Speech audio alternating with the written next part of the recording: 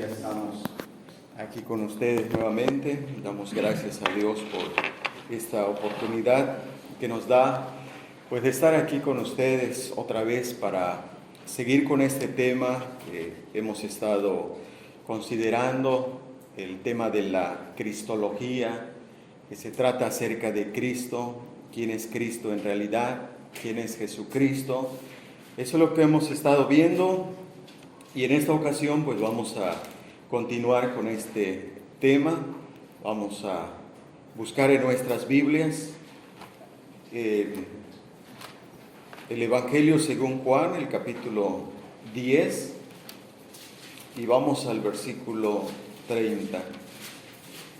Juan capítulo 10, el versículo 30.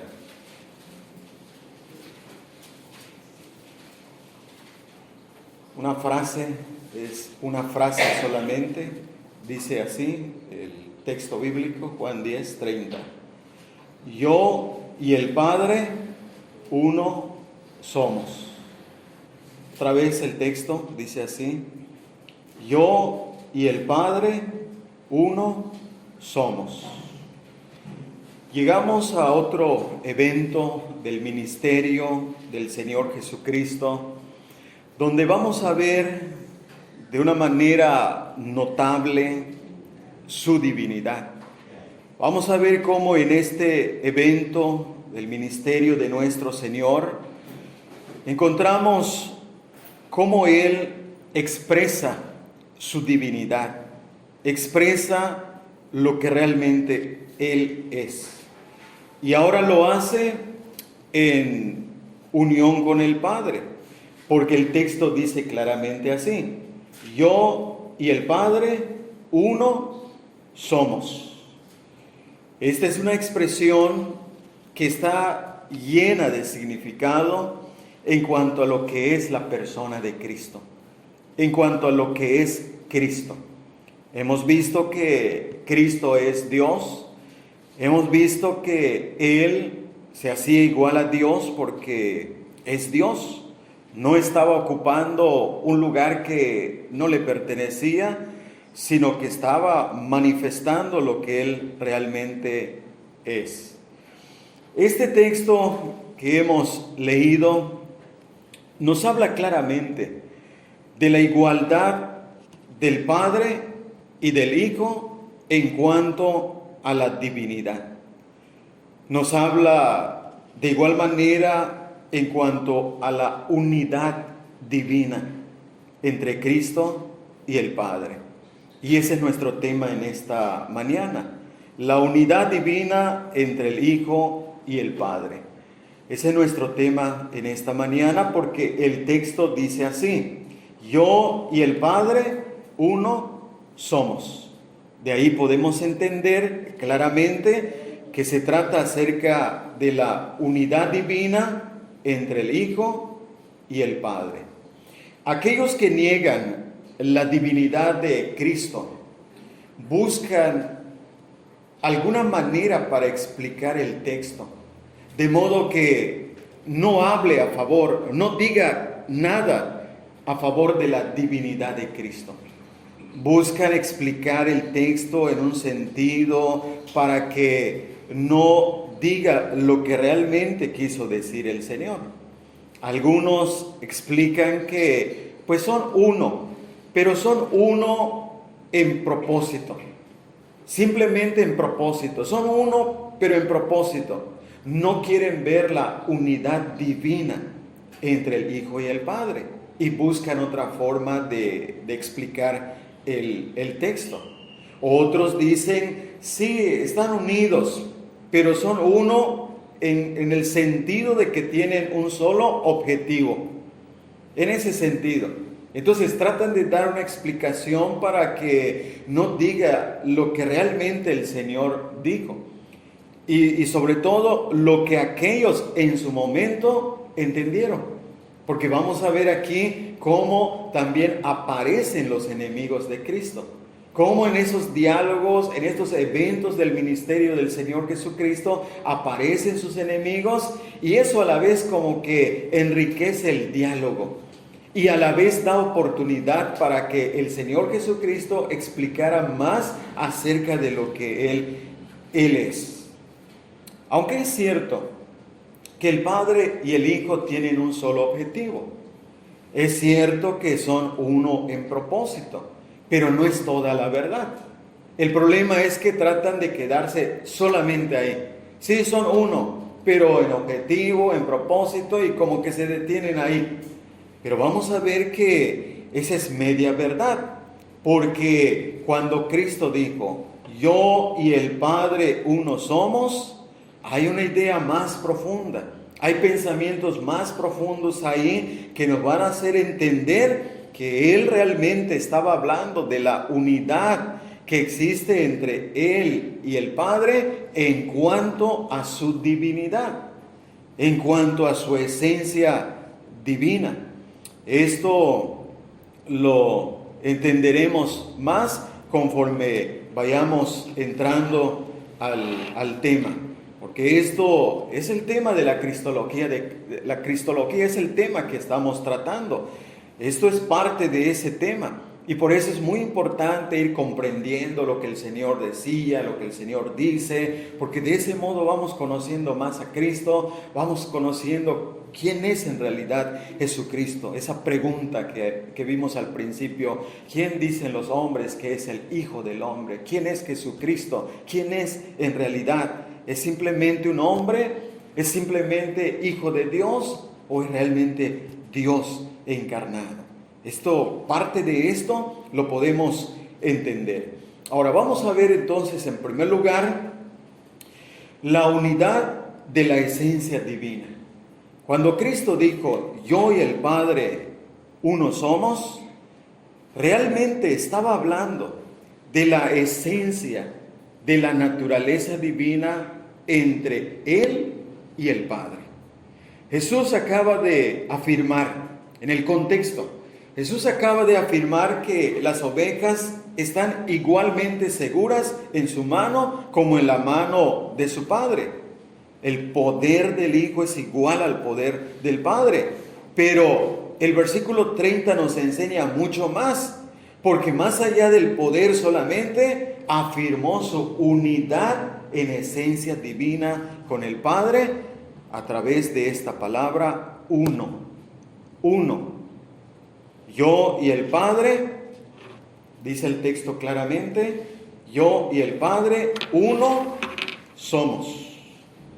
Y esta palabra uno señala su igualdad de esencia. No solamente, como decíamos, de propósito, no solamente de objetivo, sino uno está señalando su igualdad de esencia. Aunque debemos hacer también esta distinción. Son uno en esencia, pero distintas personas. La persona del Padre, la persona del Hijo, la persona del Espíritu Santo. Y con esto podemos entender que cuando hablamos de la esencia divina, un solo Dios, una sola esencia, que se expresa como Padre, Hijo y Espíritu Santo. El Padre, el Hijo y el Espíritu Santo, tres personas, una sola esencia divina. Solamente que aquí está hablando el Señor Jesucristo en relación al Padre. Y en relación al Padre, Él dice, yo y el Padre, uno somos. Con esta palabra, uno está señalando, como ya lo dijimos, está señalando esa igualdad de esencia. Está señalando esa unidad divina entre Él y el Padre. Pero a la vez, cuando dice somos, está hablando de la distinción de las personas. Uno somos, son uno, pero a la vez son distintas personas. Esto es muy importante. Quizá nosotros no logremos comprender o no estamos comprendiendo el alcance de esta frase, la importancia de hacer esa distinción de que son uno en esencia, pero distintas personas, porque quizá no hemos visto las discusiones que hay acerca de la divinidad de Cristo, no hemos escuchado, analizado las discusiones que hay en cuanto a que Cristo es una sola persona con el Padre, no hacen distinción de personas, y por eso esto es muy importante entenderlo. En otras palabras, Él no está diciendo que Él y el Padre son una sola persona. No, son uno en esencia divina, pero distintos en cuanto a su personalidad. No está diciendo que son uno en persona, sino que son uno en esencia, en naturaleza divina. Y observemos cómo esto lo entendieron los judíos, porque en el versículo 31, vean la reacción. Estamos en Juan capítulo 10, versículo 30, el punto básico, pero aquí en el 31 entonces dice: entonces los judíos volvieron a tomar piedras para apedrearle. Los judíos entendieron muy bien lo que Cristo estaba diciendo, lo que Él estaba comunicándoles. Ellos lo entendieron bien. Ellos entendieron que Él se estaba atribuyendo una igualdad con el Padre. Ellos entendieron que estaba hablando de la unidad de divinidad, de esencia, porque ¿cómo es que se atreve a igualarse, a decir que es uno con el Padre? Ellos lo entendieron muy bien y quisieron apedrearlo. Quisieron apedrearlo. ¿Por qué quisieron apedrearlo? ¿Por qué quisieron matarlo? ¿Por qué quisieron asesinarlo? Porque se puso en igualdad, y no solamente en igualdad, sino uno en esencia y naturaleza divina. Es lo que Él estaba afirmando. Él estaba afirmando claramente que Él es Dios, que es uno con el Padre en cuanto a la esencia divina. Y para los judíos esto era una blasfemia. Era una blasfemia que un hombre hable de esta manera. Y no solamente hable de la manera como hoy día se piensa. Algunos piensan que uno en objetivo, uno en propósito. No, ellos no lo entendieron así. Entendieron que Él se estaba atribuyendo divinidad, igualdad con el Padre, y por eso tomaron piedras para apedrearle. Y esto es una blasfemia según ellos, y debería ser castigado con la muerte. La afirmación de Cristo, como podemos ver, entonces va más allá. Va más allá de que tiene cierto poder. Va más allá. Porque ya mencionamos que en el contexto dice que Él tiene a las ovejas, dice que las guarda, tiene el poder de guardarlas. Pero va más allá entonces para decir: yo y el Padre uno somos. Y esta afirmación es una respuesta a la pregunta que le habían hecho aquí en el versículo 24. Estamos aquí en Juan 10, el versículo 24. Dice: y le rodearon los judíos y le dijeron: ¿hasta cuándo nos turbarás el alma? Si tú eres el Cristo, dínoslo abiertamente. ¿Hasta cuándo nos vas a turbar el alma? ¿Quién eres en realidad? Estamos así como en expectativa, no sabemos, estamos como angustiados porque no sabemos realmente quién eres. ¿Cuándo nos vas a decir realmente quién eres? Y aquí les dice: yo y el Padre uno somos. Y no les gustó.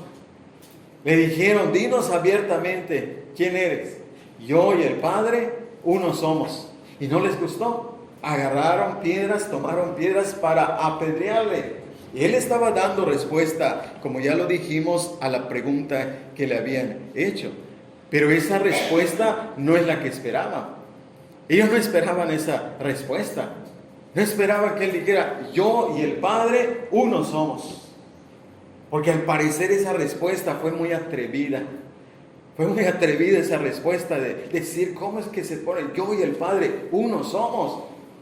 Y por eso vemos que la razón por qué tomaron esas piedras, porque esa respuesta no la esperaban. Fue muy atrevida, fue más allá de lo que ellos se imaginaban o pensaban. Pero Jesucristo estaba expresando lo que Él es. Jesucristo estaba expresando lo que Él es. Yo y el Padre uno somos. Es decir, en su respuesta a lo que ellos estaban preguntando, Él afirmó su identidad de sustancia divina con Dios el Padre. Estaba diciendo abiertamente quién era, porque le dijeron, dinos abiertamente quién eres. ¿Hasta cuándo nos vas a tener en esta expectativa? Había afirmado que era el Hijo del Hombre. Había afirmado que era el Hijo de Dios. Había mostrado su igualdad con el Padre. Y ahora aquí dice, yo y el Padre uno somos. Esta es la máxima expresión de su unidad divina en esencia con el Padre. Es la máxima expresión. Ya había dicho algunas cosas, ya había mostrado en cuanto a su personalidad, pero aquí ya encontramos cómo dice, yo y el Padre uno somos. Jesús es uno con el Padre en naturaleza divina. Esto debe quedar debe quedar bien claro en nuestras mentes, que Jesús es de la misma esencia y naturaleza divina, pero distinto al Padre en cuanto a su persona. Jesús es el mismo Dios en esencia, sin embargo, en diferente persona. Por eso hablamos de la persona del Padre, la persona del Hijo y la persona del Espíritu Santo, pero una sola esencia divina. Fíjense que el tema de la cristología y sobre todo este punto de la divinidad de Cristo, de la esencia divina de Cristo, es un tema que ha causado discusión. Y por ejemplo, los testigos de Jehová no creen que esto signifique que Jesús y el Padre sean uno en esencia. Estos testigos son uno de ellos que dicen que sí son uno, pero en cuanto a propósito. Sí son uno, pero es que tienen el mismo propósito. Y en cuanto a eso, pues son uno. Esto lo dicen porque ellos no creen que Jesucristo es de la misma esencia y naturaleza divina del Padre. Ellos lo dicen de esta manera para quitarle la fuerza del texto, para quitarle la fuerza del sentido del texto. Tratan de negarlo diciendo que son uno, pero en propósito. Pero el contexto deja muy claro que Jesús no solamente se refiere a ser uno en propósito con el Padre. Sabemos que esto es cierto porque la reacción de los judíos al escuchar a Jesús decir que era uno con el Padre, inmediatamente recogieron piedras para ejecutarlo, porque es una blasfemia en contra de Dios.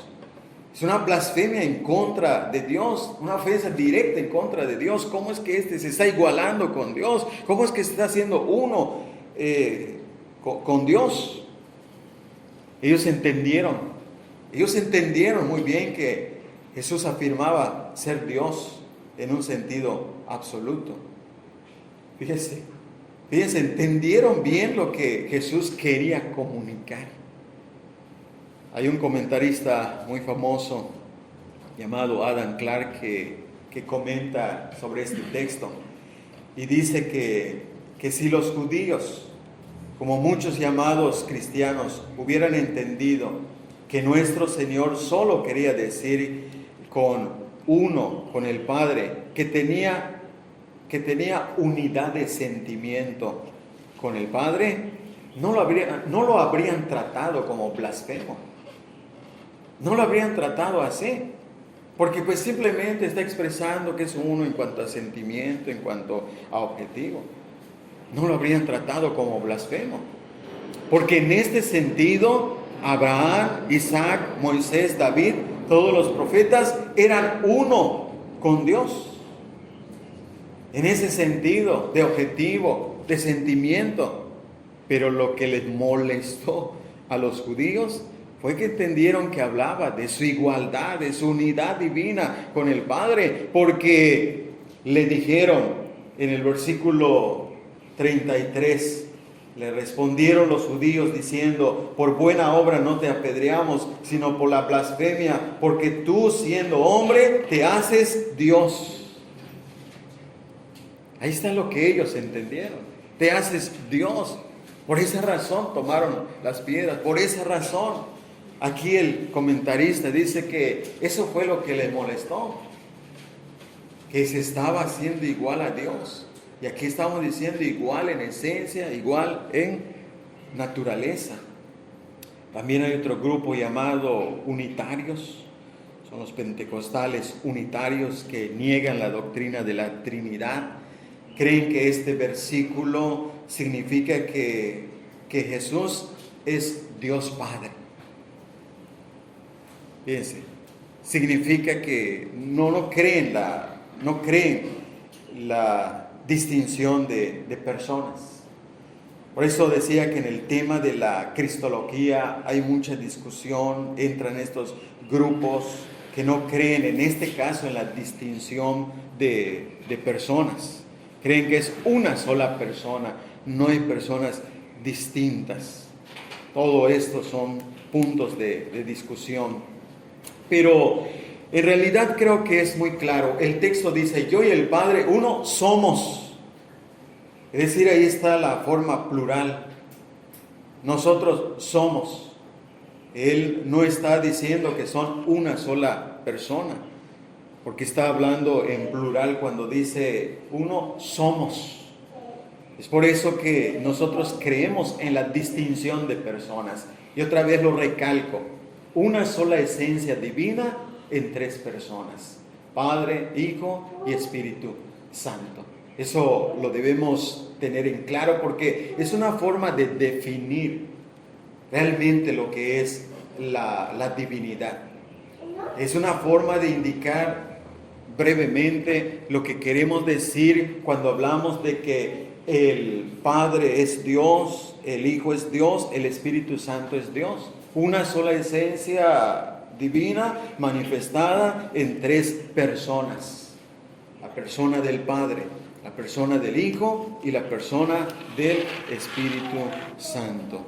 Entonces, yo y el Padre uno somos, está enfatizando la unidad de la divinidad entre el Hijo y el Padre, la unidad de la esencia divina, que consta aquí de dos cosas muy importantes.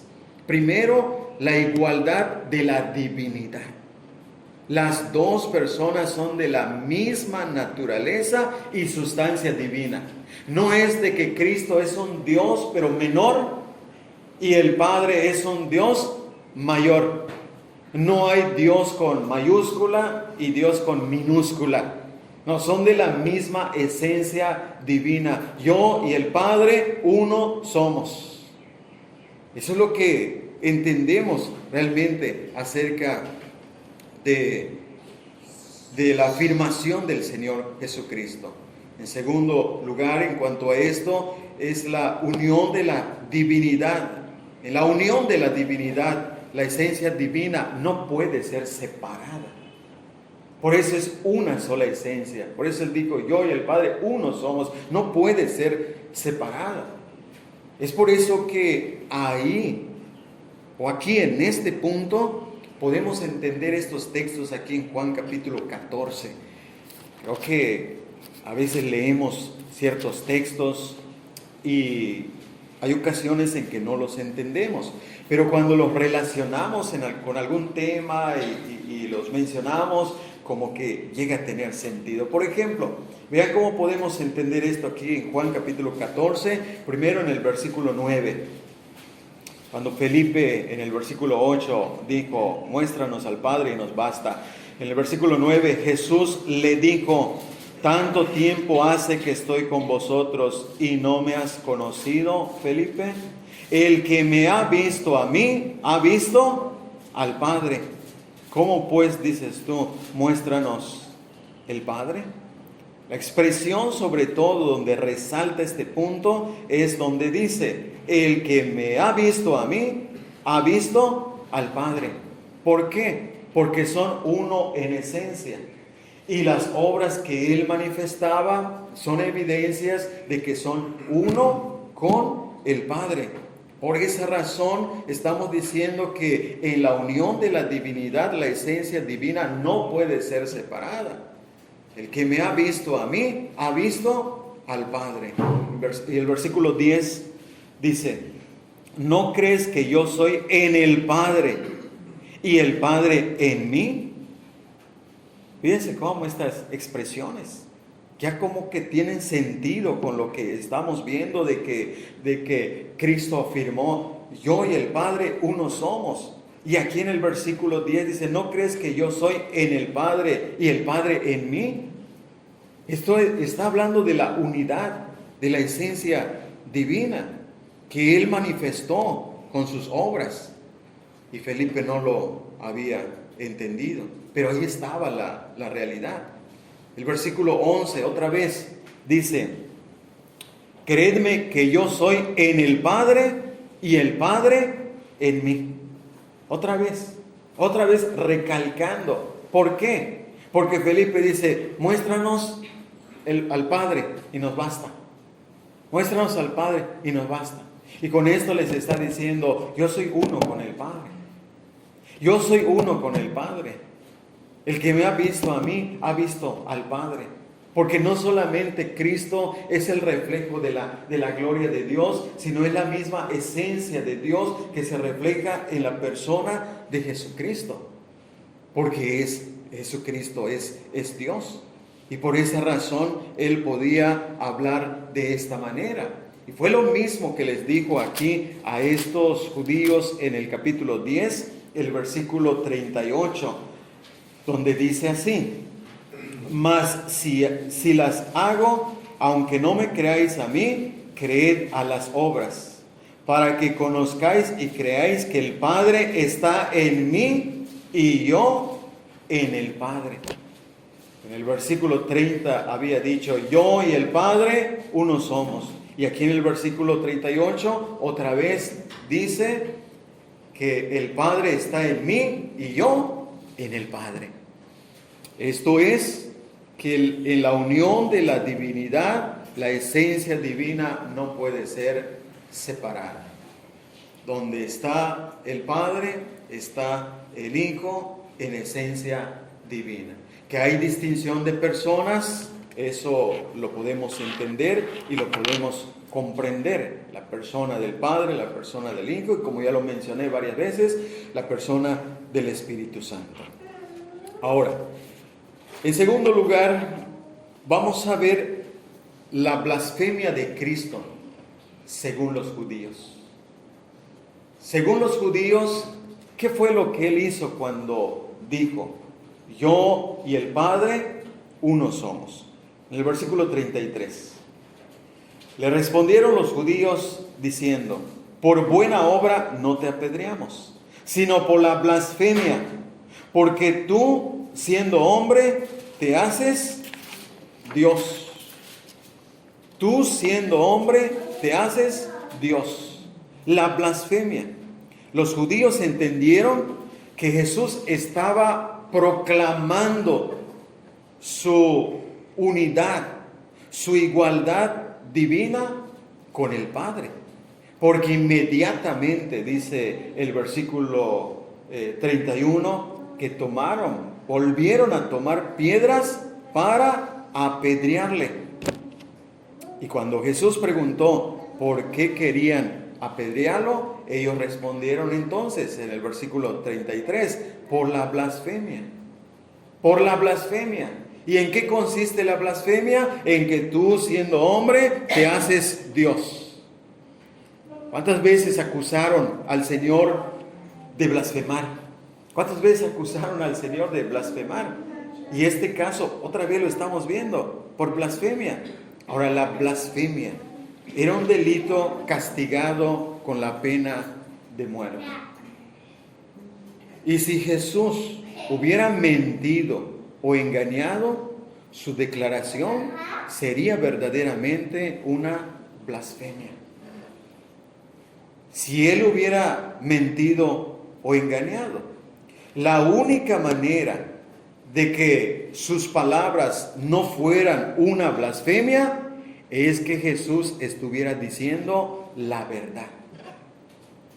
Entonces creemos que Él aquí está diciendo la verdad acerca de su identidad divina, en igualdad, en unidad con el Padre. Por eso para nosotros no es una blasfemia. Para los judíos sí, porque ellos claramente dijeron por blasfemia, por la blasfemia. Pero Jesús no estaba mintiendo, Jesús no estaba engañando. Estos judíos lo rechazaron y lo rechazaron en este sentido, desconociéndolo como siendo uno con el Padre en el sentido de su divinidad. En el versículo 33, los judíos aparentaban reconocer el poder de Cristo para hacer las obras maravillosas, porque dice el versículo 33, le respondieron los judíos diciendo, por buena obra no te apedreamos. Reconocían la buena obra de Cristo, reconocían las buenas obras de Cristo, pero lo que no aceptaban era la afirmación de ser uno con el Padre, porque eso significaba su esencia, su naturaleza divina en igualdad con el Padre. Y esto es lo que ellos no aceptaban. Para ellos, la afirmación de Cristo de ser uno con el Padre era una blasfemia. Esto es según los judíos. Por eso los judíos aquí reaccionaron de esta manera. Según lo que dicen aquí, podemos ver que la blasfemia no era por sus obras, sino por sus palabras. Por eso decía que aparentaban reconocer el poder de Cristo, las buenas obras que Él hacía. Pero cuando se trataba de esta afirmación de yo y el Padre uno somos, es ahí entonces donde ellos reaccionaban. Era ahí donde ellos no aceptaban que Él fuera igual en unidad, no fuera igual en sustancia divina. Por eso dijeron, por buena obra no te apedreamos, sino por lo que tú estás diciendo, por tus palabras. Pero fíjense muy bien cómo estos judíos ignoraban que sus buenas obras señalaban su unidad divina con el Padre.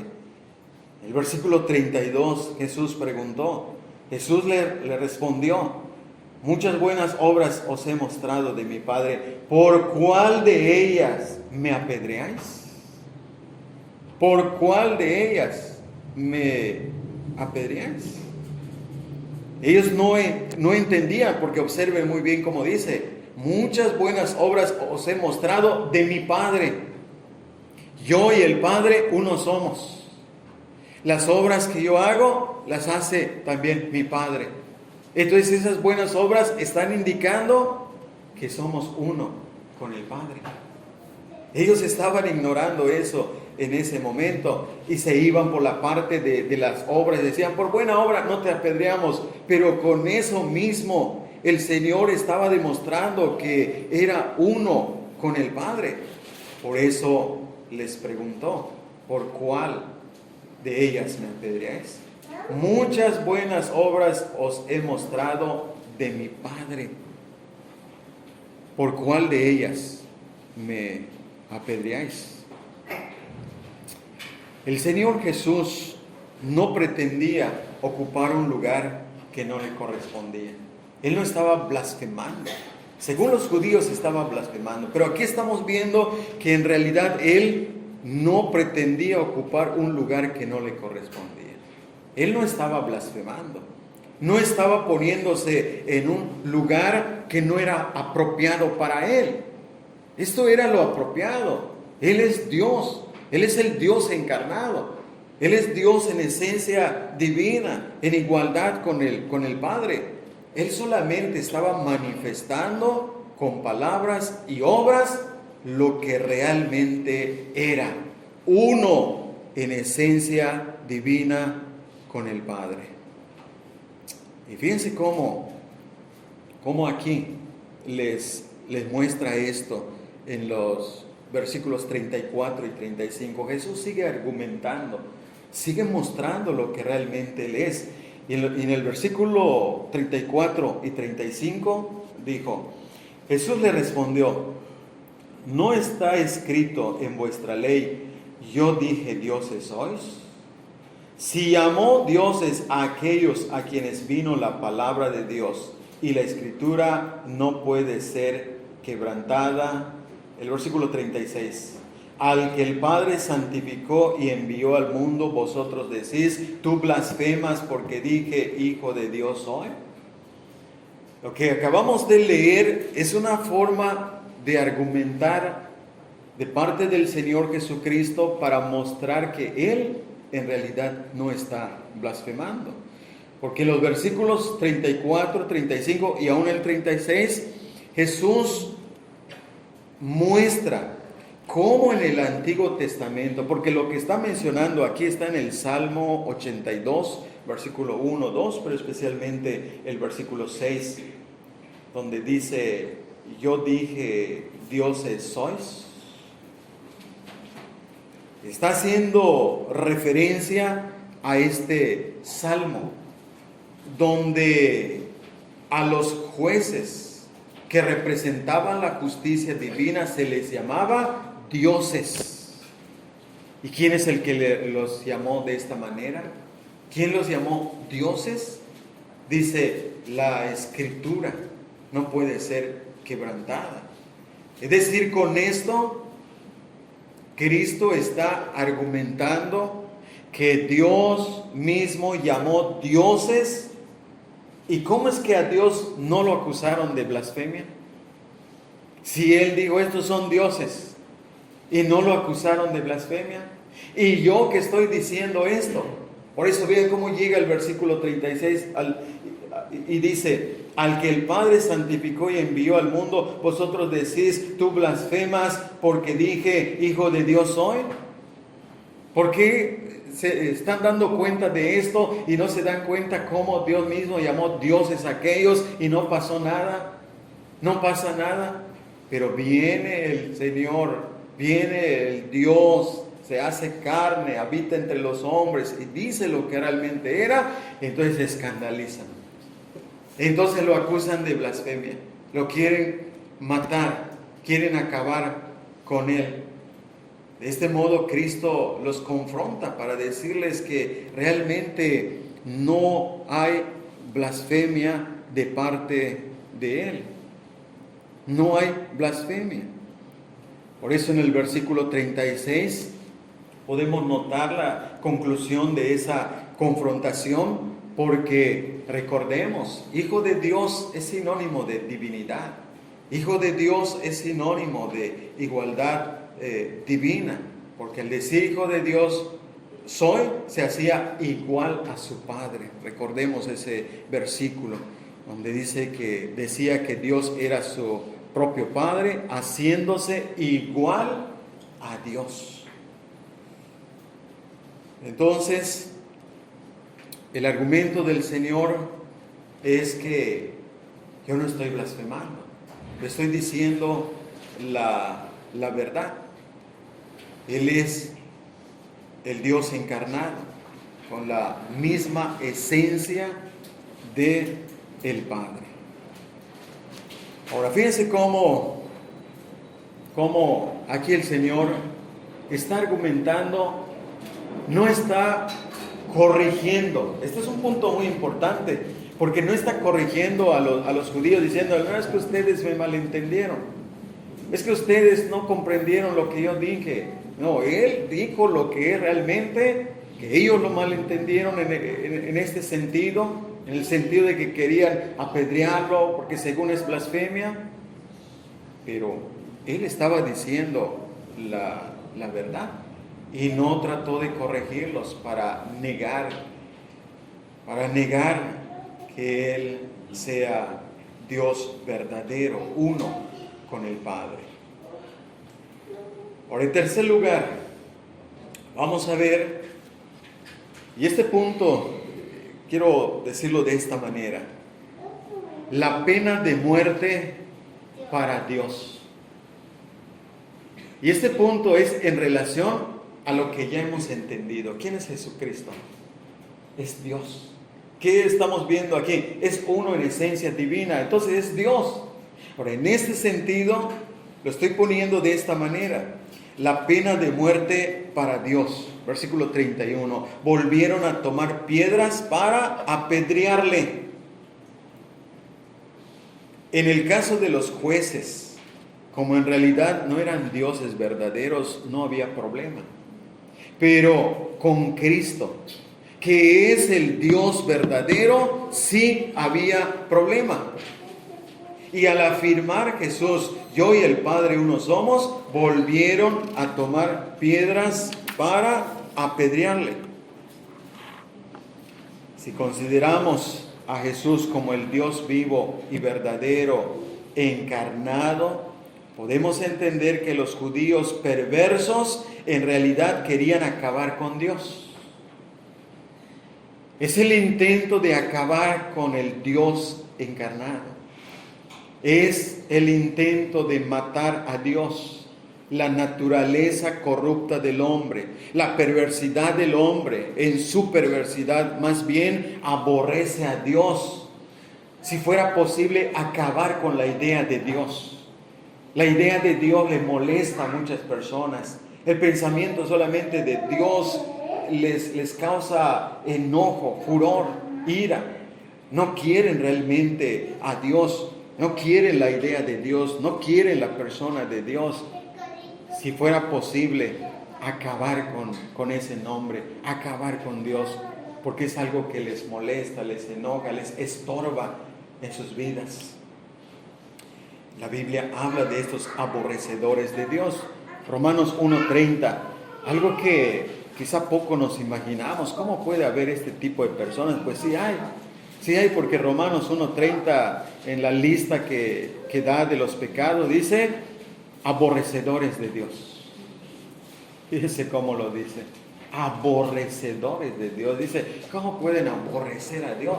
Pues en ese aborrecimiento de Dios quieren acabar con la idea de Dios, lo que estamos diciendo, lo que estamos mencionando.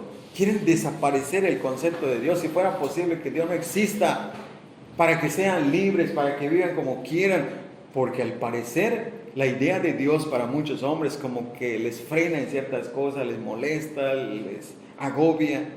Por eso dice aborrecedores de Dios. Esta es la idea de una persona que tiene un enemigo y aborrece a ese enemigo. Lo aborrece a tal grado que quisiera desaparecerlo, porque lo aborrece, es su enemigo, no lo quiere ver. Esta es la idea, esta es la idea. Cuando ellos tomaron piedras para apedrearle, no crean que estaban jugando, no crean que simplemente estaban ahí intentando. En verdad, odiaron esa idea que él expresó. Y como nosotros estamos entendiendo que Cristo es Dios verdadero, entonces por eso estamos en este punto de el asesinato de Dios. Esto es lo que estamos aquí viendo en este punto, lo que estamos mencionando, la pena de muerte para Dios, porque querían matarlo, querían desaparecerlo. Es por eso que entendemos esa frase del Salmo 53, versículo 1, donde dice el necio en su corazón, no hay Dios. Dice el necio en su corazón, no hay Dios. Así quisieran que sea el asunto, que no haya Dios, que no haya Dios, porque este Dios les molesta, les fastidia, les cansa. Entonces el necio dice en su corazón, no hay Dios. Quiere vivir con esa idea, pero como la realidad es que hay Dios, entonces quieren acabar con la idea de Dios, quieren acabar con Dios. Hermanos, esto es muy importante cuando vemos hoy día que intentan acabar con todo lo que representa a Dios, quieren acabar con la Biblia, quieren acabar con las iglesias, quieren acabar con la predicación verdadera, se oponen, no les gusta, no les agrada. Quieren acabar realmente con Dios. La pena de muerte, según para Dios. Volvieron a tomar piedras para apedrearle. Y cuando dice volvieron a tomar piedras, quiere decir que antes ya habían tomado piedras. Constantemente querían aplicar la pena de muerte. Aquí en Juan capítulo 8, el versículo 59, en otro contexto de la expresión también del Señor Jesucristo, vean cómo lo entendían. Vean cómo lo entendían. Juan capítulo 8, versículo 58, 59, para tener la idea aquí completa. Dice así el texto. Jesús les dijo: de cierto os digo, antes que Abraham fuese, yo soy. Tomaron entonces piedras para arrojárselas. Fíjense, tomaron piedras para arrojárselas. Cuando él dijo, antes que Abraham fuese, yo soy. Este es otro tema, este es otro punto muy importante. Pero vean la reacción. Lo que estamos aquí relacionando es cómo tomaron piedras para apedrearle, para arrojárselo, para tirárselo, para acabar con él. Querían acabar porque decía, yo soy, el yo soy. No les gustaba esa idea. No les agradaba esa idea. Querían acabar con Dios. La pena de muerte para Dios.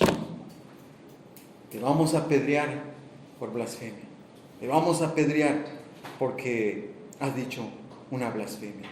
Pero en realidad es el odio hacia Dios lo que los cegaba en gran manera. Porque a pesar de las evidencias ahí presentes, porque claramente ellos dijeron, por buena obra no te apedreamos.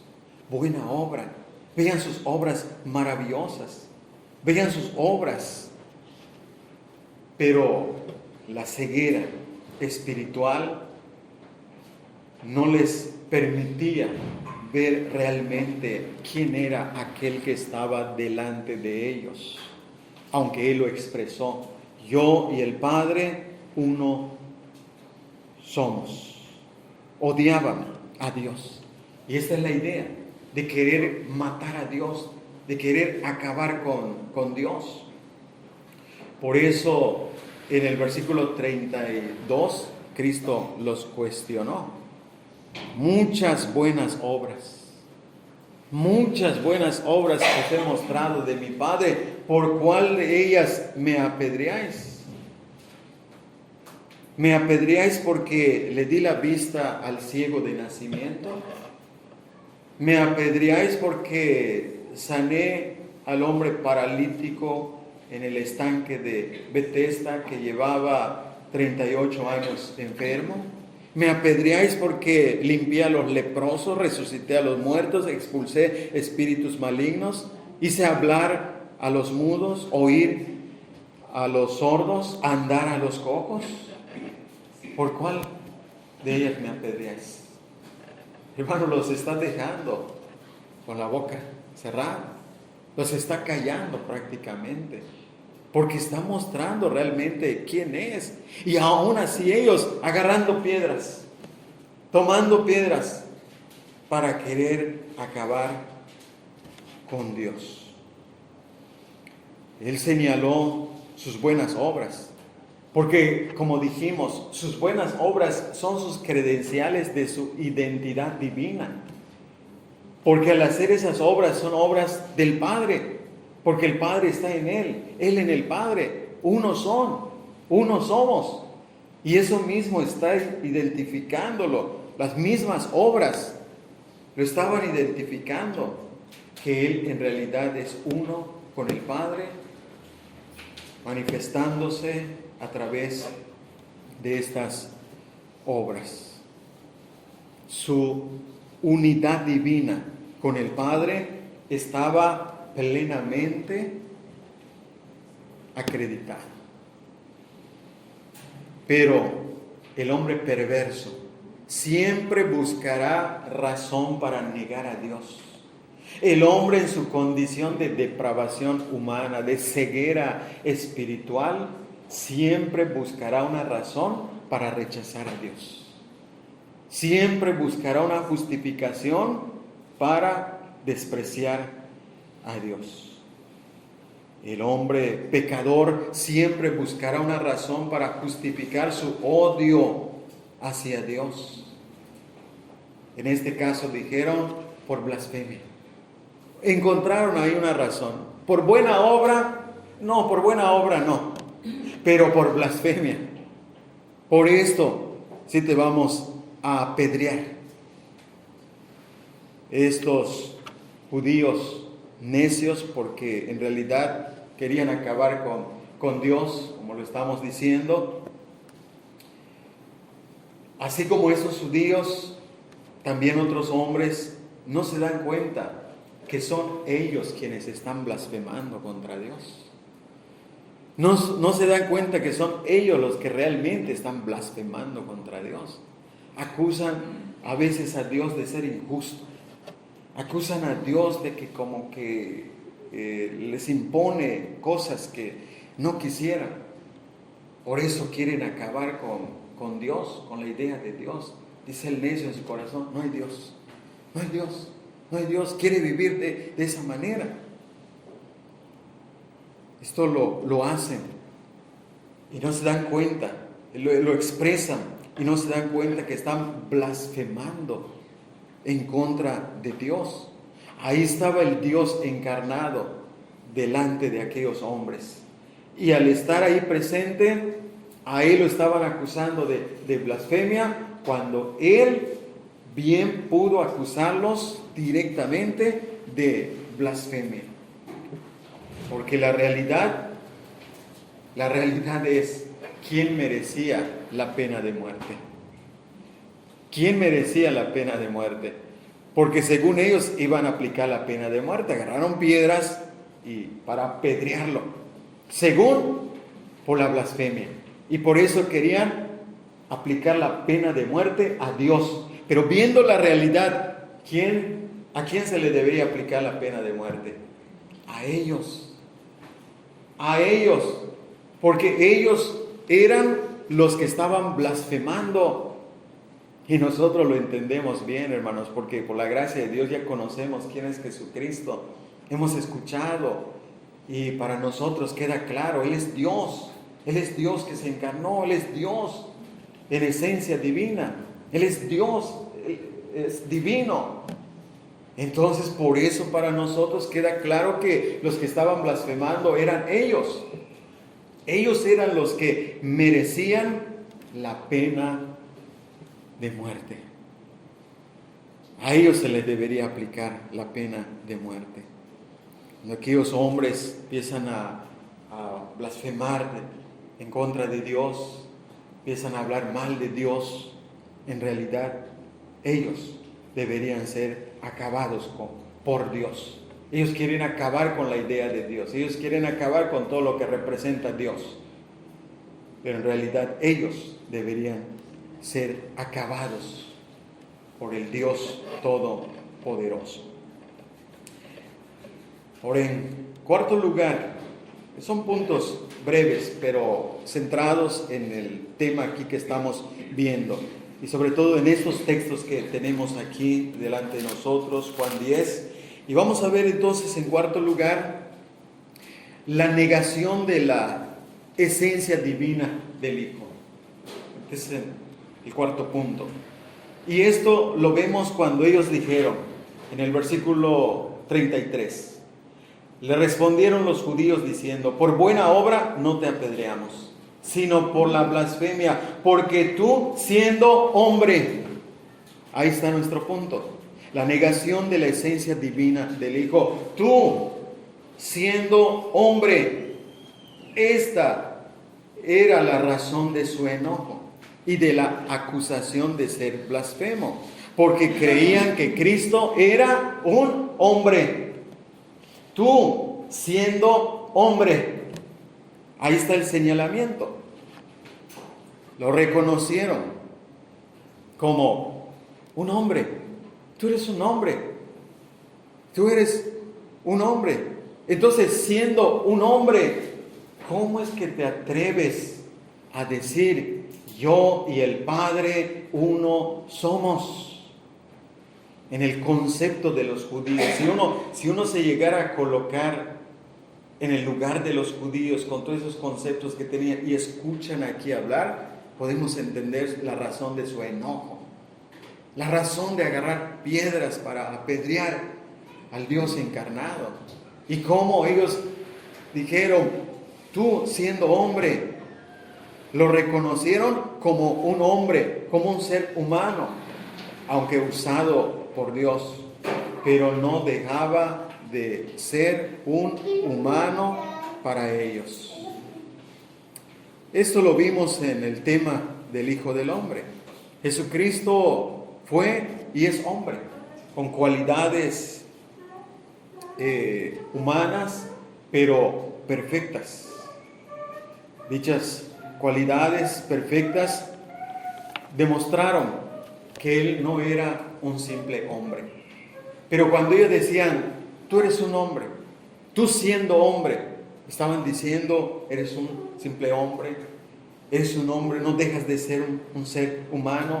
Es decir, lo estaban viendo hasta ese punto. Y con esto estaban negando lo que Cristo había afirmado. Y lo que Cristo había afirmado, ya vimos que es. Estaba afirmando su unidad divina con el Padre. Y por eso, cuando los judíos dijeron, tú siendo hombre, estaban negando realmente lo que Él es en cuanto a su unidad en esencia con el Padre. Para ellos, decir, tú siendo hombre, el concepto es un simple hombre, siendo un simple hombre. Los judíos consideraban a Jesús como un hombre que cometió el peor pecado de pretender ser Dios, de pretender igualarse a el Padre Dios y de hacer creer a otros que era Dios, cuando en realidad eres un hombre. Entonces para ellos, por eso estoy mencionando esto y lo enfatizo, para ellos era un simple hombre.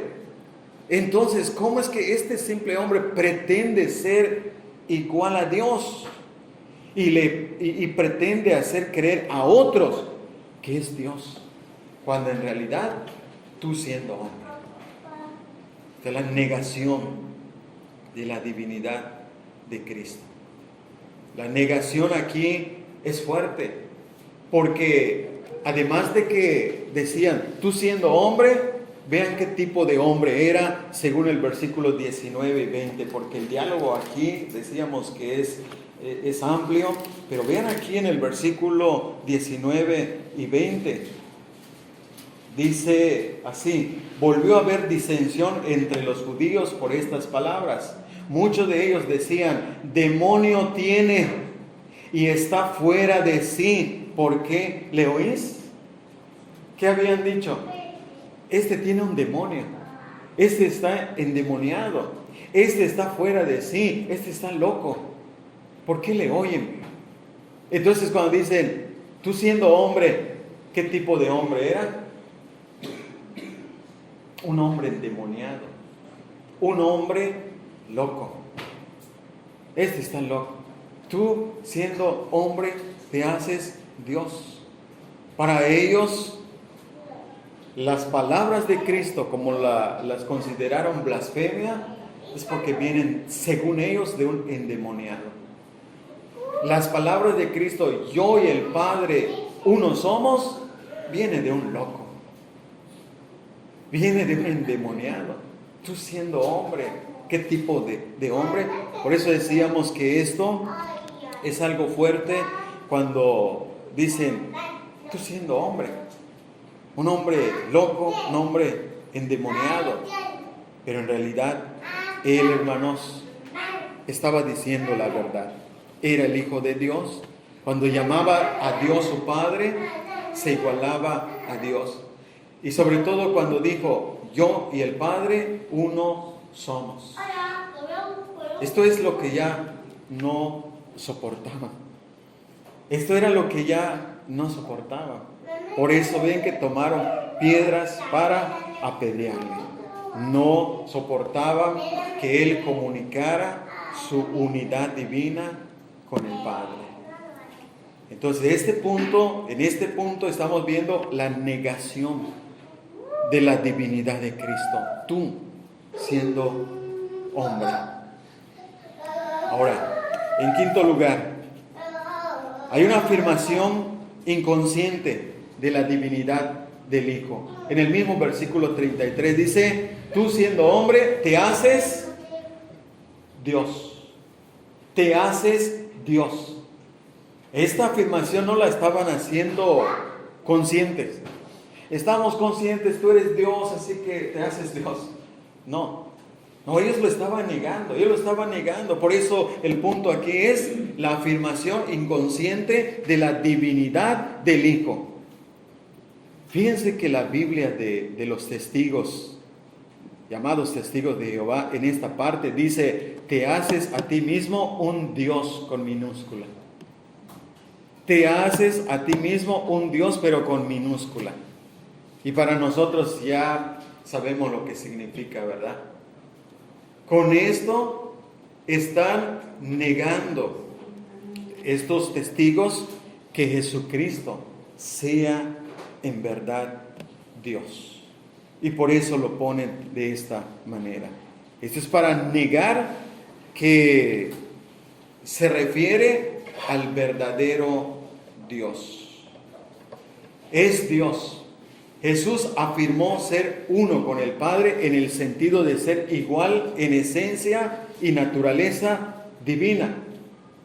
Jesús no afirmó ser simplemente como un mensajero, un profeta, sino ser uno con el Padre. La diferencia entre una afirmación inconsciente y consciente de la divinidad de Cristo es que, por ejemplo, en la afirmación inconsciente no creían que Jesucristo era verdaderamente Dios, pero dijeron, te haces Dios. No creían que era realmente Dios, pero dijeron, te haces Dios. Y con eso estaban diciendo una verdad, pero inconscientemente. En la afirmación consciente es que sabemos, estamos convencidos que Cristo realmente es Dios. Y cuando decimos, tú eres Dios, tú haces obras como Dios poderoso, eso ya es una afirmación consciente, convencidos de que Él es el Dios verdadero, que no solo se hacía pasar por Dios, que no estaba ocupando un lugar que no le pertenecía, sino que realmente es Dios. Te haces Dios porque eres Dios. Te haces Dios porque eres realmente Dios en esencia. Y fíjense qué interesante es esto. Porque en esta afirmación de te haces Dios, Jesucristo no se apresuró como para corregirlos, para decirles o detenerlos y decirles, no, esperen, no, están ustedes equivocados. Yo no me estoy haciendo Dios y así. No, Él no se apresuró para corregirlos y decirles que estaban equivocados en su afirmación. Al contrario, vemos cómo Él sigue el diálogo, vemos cómo Él sigue argumentando, sigue demostrando que en realidad Él no solamente se hacía Dios, sino que realmente era Dios. Porque para los judíos, al decir te haces Dios, como que está ocupando un lugar que no le pertenecía, como que está actuando con lo que realmente no era. Pero aquí estamos viendo que realmente Él es Dios. Y lo hemos visto en otros textos, hemos visto en otras partes de cómo lo acusaron de hacerse igual a Dios. Pero aquí, vean cómo afirmaron inconscientemente que Jesús se estaba haciendo a sí mismo Dios. Estos judíos en este sentido, como que superan a estos grupos religiosos que no reconocen a Dios, a Jesucristo como Dios verdadero. No lo reconocen como el Dios vivo y verdadero como nosotros lo reconocemos. Pero Él es el Dios verdadero hecho carne. Tú siendo hombre te haces Dios. Y esa es una afirmación inconsciente de parte de ellos que nosotros reconocemos como verdadera afirmación, como cierta, como real. Él es el Dios. Él es el Dios verdadero. Él es el Dios vivo y verdadero. Ahora terminamos con este último punto. Y vamos a ver esa unidad divina. Ahora, unidad divina de poder entre el Hijo y el Padre. Y esto a la vez es la aplicación ya del tema que ya estamos considerando. Este punto de la unidad divina de poder entre el Hijo y el Padre fue lo que dio ocasión para que Cristo hiciera esa afirmación de yo y el Padre uno somos. Vamos a ver claramente esto y lo vamos a ver en su contexto. Vamos a ver claramente cómo en el contexto el Señor Jesucristo demuestra su unidad de poder divino entre Él y el Padre.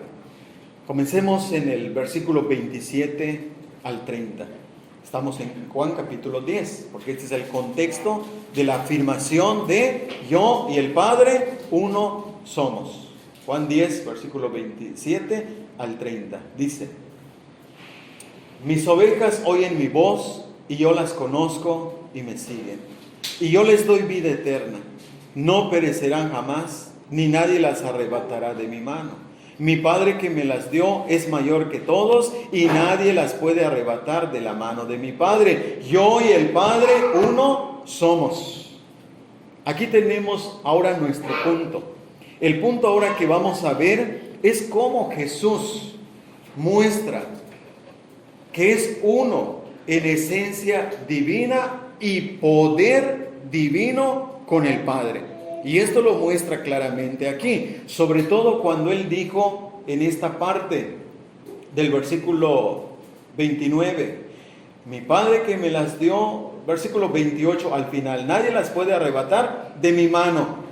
Después el versículo 29, mi Padre que me las dio es mayor que todos y nadie las puede arrebatar de la mano de mi Padre. Entonces ahí está mi mano y la mano de mi Padre. Vean cómo está mostrando ahora esa unidad. La unidad entre mi mano, dice Él, y la mano del Padre. Ahí está esa unidad. Pero está hablando ahora de la unidad de ¿qué? De la unidad del poder divino. No solamente el poder, no solamente es que Dios le dio el poder, no, Él es el poder realmente divino porque por eso hizo esta afirmación, yo y el Padre uno somos. Y lo dijo en el contexto cuando Él habló de que son uno en cuanto a poder, porque aquí cuando habla y dice mi mano, la mano de mi Padre, está hablando de su poder, está hablando de su fuerza. Está hablando de esa autoridad, ese poder que tienen para guardar a sus ovejas. Entonces, podemos ver cómo Jesucristo, siendo igual con el Padre en esencia y poder divino, tiene el mismo poder que el Padre. Por eso Él afirmó esto y dijo, nadie las puede arrebatar de mi mano. Y después habló de su Padre y dijo, nadie las puede arrebatar de la mano de mi Padre. Entonces con esto mismo ya podemos entender que también se está haciendo igual al Padre, igual en poder, porque tanto mi Padre las tiene en sus manos como yo también las tengo en mis manos. Eso habla de la igualdad del poder divino. Vean cómo aquí es algo interesante, porque esto de que el poder divino de nuestro Señor Jesucristo, juntamente con el Padre, garantiza la salvación de sus ovejas. ¿Por qué tenemos la garantía de la salvación?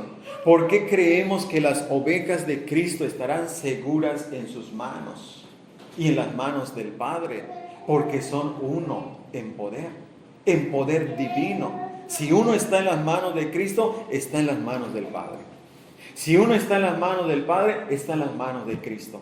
Y esto para nosotros, entonces, si nosotros nos consideramos ovejas de Cristo, si nosotros realmente somos ovejas de Cristo, tenemos la seguridad de la salvación en las manos de Cristo y en las manos del Padre, porque son uno. La unidad del poder divino se manifiesta aquí. Pero es necesario que entonces nosotros veamos si realmente somos ovejas. Es necesario que nosotros entendamos si somos ovejas, porque en el versículo 27 dice así, dice, mis ovejas oyen mi voz y yo las conozco y me siguen.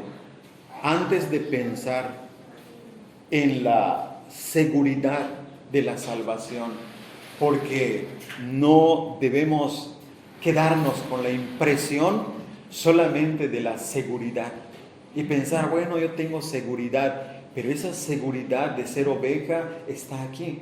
Véanlo, dice, mis ovejas oyen mi voz. Primero, ¿oyes la voz de Cristo? Siempre estás escuchando la voz de Cristo, porque dice, mis ovejas oyen mi voz. Una verdadera oveja de Cristo no debería dejar de oír la voz de su pastor, que es Jesucristo. Una verdadera oveja de Cristo siempre quiere escuchar la voz del pastor, que es Jesucristo. Esa es la característica de una oveja.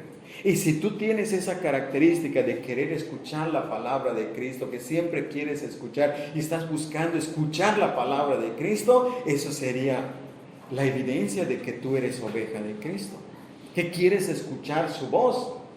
Y dice así, y yo las conozco. Y yo las conozco.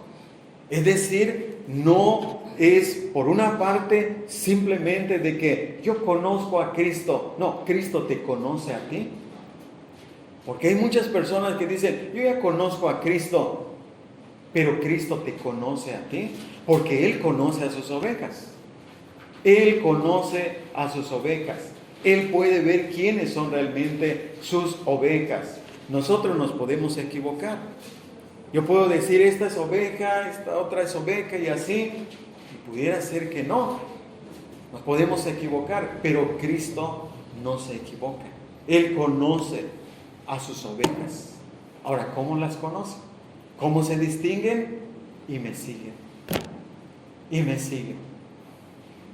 Esta es otra de las características de una oveja. Por eso nos estamos encaminando para ver que la seguridad está, claro, en las manos de Cristo y en las manos de Dios, pero también las características de las ovejas, Cristo las está mencionando. Y aquí, por ejemplo, menciona, dice, y me siguen. Y me siguen. Una oveja de Cristo, si tú eres oveja de Cristo, tú vas a seguir a Cristo. Tú vas a seguir a Cristo. Porque Él es el pastor, Él es tu pastor y tú lo vas a seguir, vas a querer escuchar su palabra, vas a estar bajo su dirección, porque el pastor dirige a las ovejas y en este caso Cristo es el pastor por excelencia, quien conoce a sus ovejas, que sus ovejas le oyen y sus ovejas le siguen. Entonces, la característica de nosotros como ovejas, si realmente nos consideramos ovejas, es que somos seguidores de Cristo. Yo sigo a Cristo. Tú debes seguir a Cristo. Eso te va a distinguir entonces como oveja de Cristo. Ahora, Él entonces dice, yo les doy vida eterna. No perecerán jamás. Ahí está la garantía. Ahí está la seguridad de que aquellos que son ovejas de Cristo tienen vida eterna. No perecerán jamás. Ahora, ¿cuál es la seguridad de que las ovejas jamás se van a perder? Porque esta palabra perecer significa perderse. ¿Cuál es la seguridad, la garantía de que una oveja no se va a perder jamás? No va a volver al mundo, no va a volver a la vida antigua. Porque hay muchos a lo largo de la historia del cristianismo, y creo que nosotros hemos sido testigos de personas que, por ejemplo, dicen: no, yo acepté a Cristo, yo creo en Cristo, y están, y después vemos cómo se vuelven al mundo. Si son de Dios, Dios los va a llamar, Dios los va a corregir, Dios los va a disciplinar y los va a traer realmente a su reino.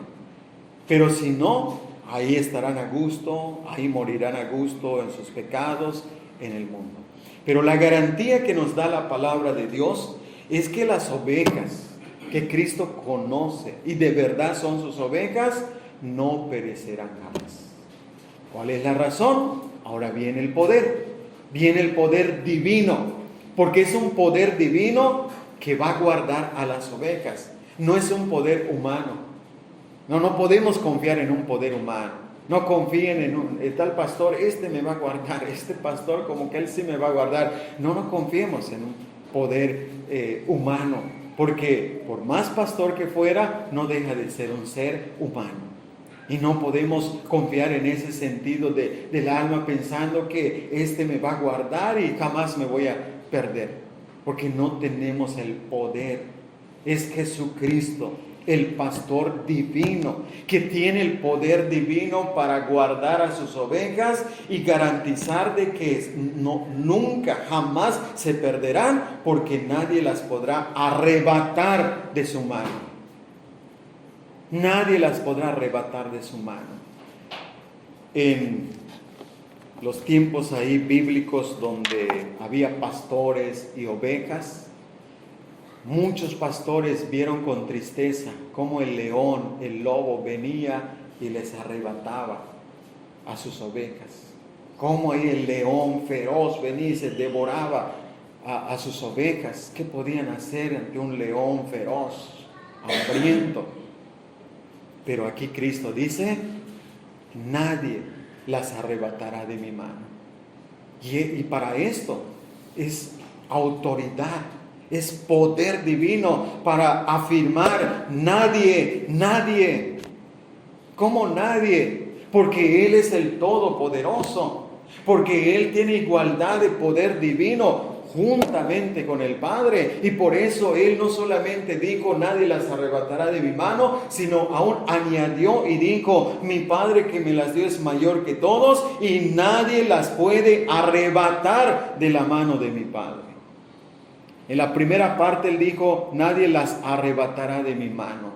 Eso habla de su poder, eso habla de su autoridad divina, de que nadie, por más poderoso que sea, incluso el diablo mismo que tiene poder, pero no supera el poder divino de Jesucristo.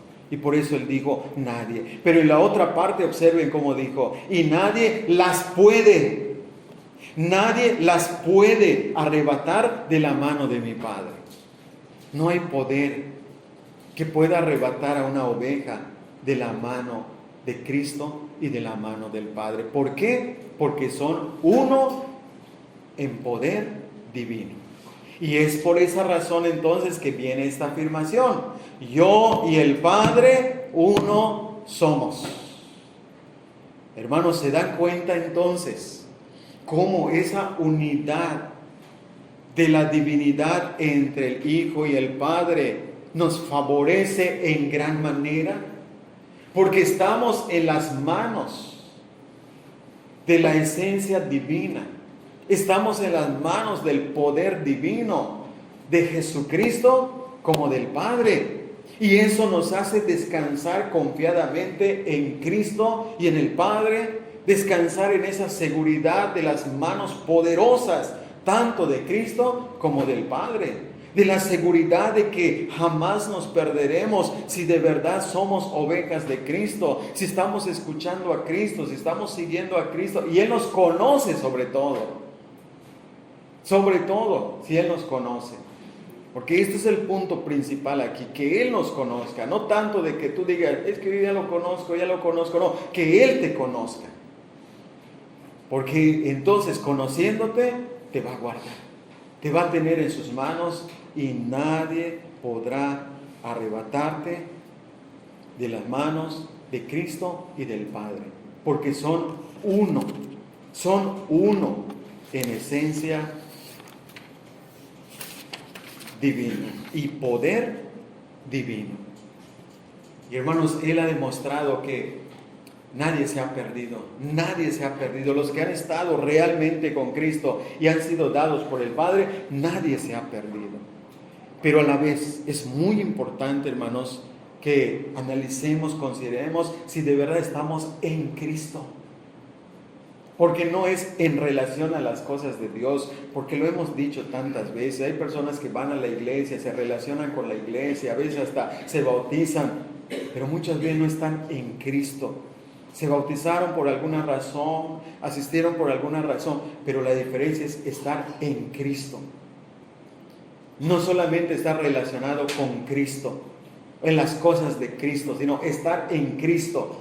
Son esos que entonces jamás se perderán. ¿Saben por qué? Porque aquí tenemos el ejemplo muy claro de que Judas estaba con Cristo, estaba en relación con Cristo, pero no era oveja de Cristo y se perdió. ¿O qué pensamos, hermanos? ¿Que Cristo no lo guardó? ¿No tuvo poder para guardarlo y el diablo se lo arrebató? Es que no era oveja.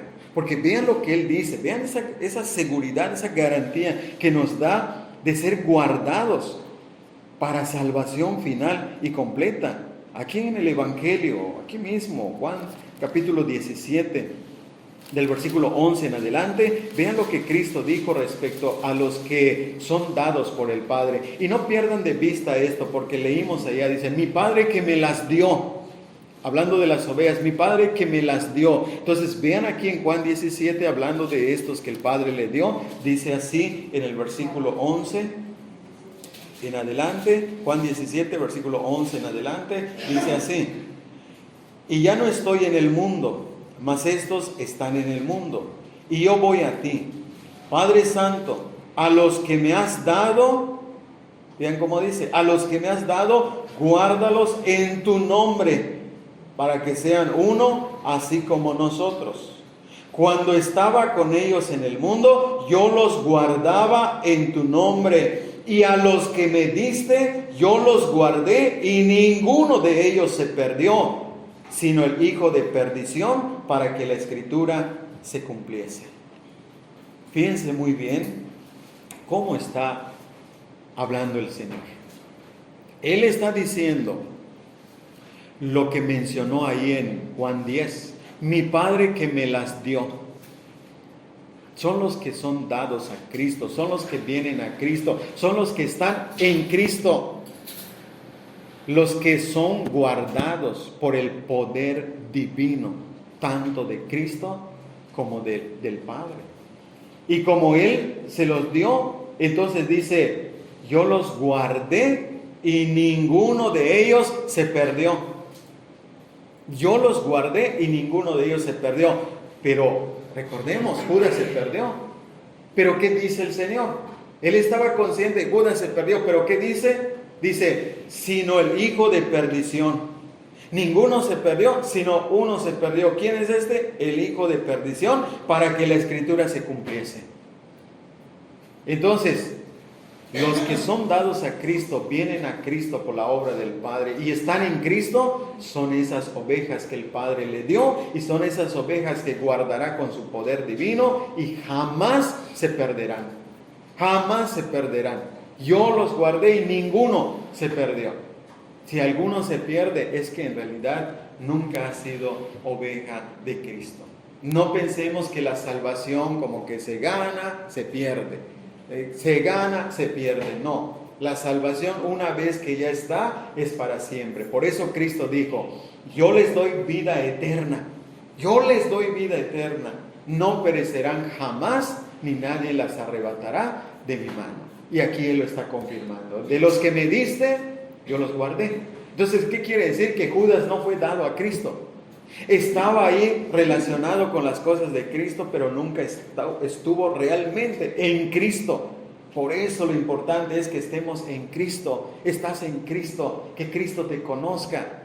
Ese es el punto principal, porque recuerden el llamado de Cristo. Él dice, venid a mí. Venid a mí, es ir a Cristo. Sí, venimos aquí a la reunión y está bien, qué bueno, nos agrada que estemos aquí, pero más que venir solamente aquí, vamos a Cristo. Vamos a Cristo constantemente. Vayan a Cristo en oración, vayan a Cristo en arrepentimiento, vayan a Cristo en fe.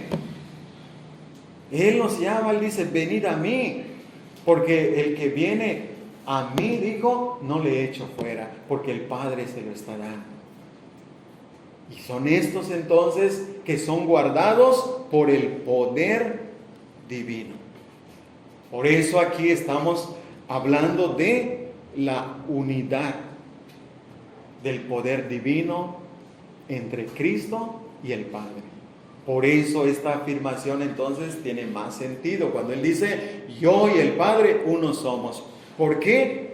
Porque son uno en esencia y en poder divino, porque tanto el uno tiene el poder absoluto de que nadie los puede arrebatar de su mano, como también nadie los puede arrebatar de la mano del Padre. Nadie, porque no hay más poderosos que ellos. Son divinos, una esencia divina, un poder divino que obra a nuestro favor. Porque gracias a ese poder divino podemos tener la seguridad de que si somos ovejas de Cristo, seremos guardados para siempre. Vida eterna. Vida eterna para siempre, para toda la eternidad. Entonces, hermanos, concluimos con esto. La razón del problema por el cual el hombre no reconoce la unidad divina entre Cristo y el Padre está en su corazón. Es un asunto del corazón. Es un asunto de la condición del corazón del hombre que aborrece a Dios. No quiere reconocer a Dios.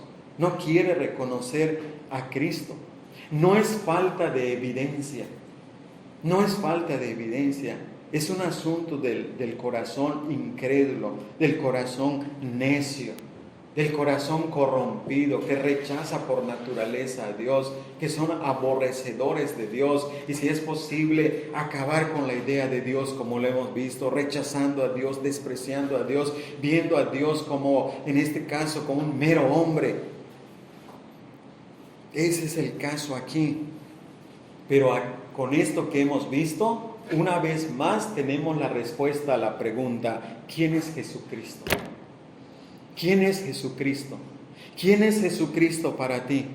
Y aquí una vez más hemos visto que Jesucristo es uno en esencia y naturaleza divina con el Padre. Esto es lo que es realmente Jesucristo, aunque otros lo nieguen, aunque otros digan que no, pero aquí está claramente esta verdad que permanecerá y permanecerá para siempre, aunque los hombres lo nieguen, los hombres religiosos, grupos religiosos que dicen, no, Cristo no es Dios, Cristo no es un ser divino, Cristo no es igual al Padre.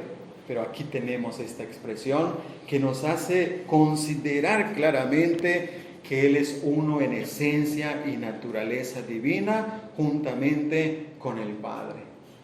Este concepto nos guardará de blasfemar contra Dios, de blasfemar contra Cristo, porque nos guardará en ese concepto de que Jesucristo es Dios verdadero, es el Dios que vino y habitó entre los hombres, el Dios hecho carne. Estos conceptos nos guardarán de blasfemar contra Dios, de tener conceptos equivocados de Dios, de minimizar a Dios como esto lo estaban haciendo. Los que por la gracia de Dios hemos conocido y experimentado la realidad de lo que es Jesucristo, debemos glorificarlo. lejos de blasfemar, lejos de reclamar, lejos de ofender su nombre, debemos darle gloria. A Él sea la gloria. Él debe ser glorificado. Lejos de hablar palabras que lo minimicen, que lo rebajen, palabras de exaltación, palabras de glorificación, palabras que en verdad le den a lo que Cristo merece, la gloria, la honra, porque Él realmente es nuestro Dios que nos asegura nuestra salvación por su poder divino.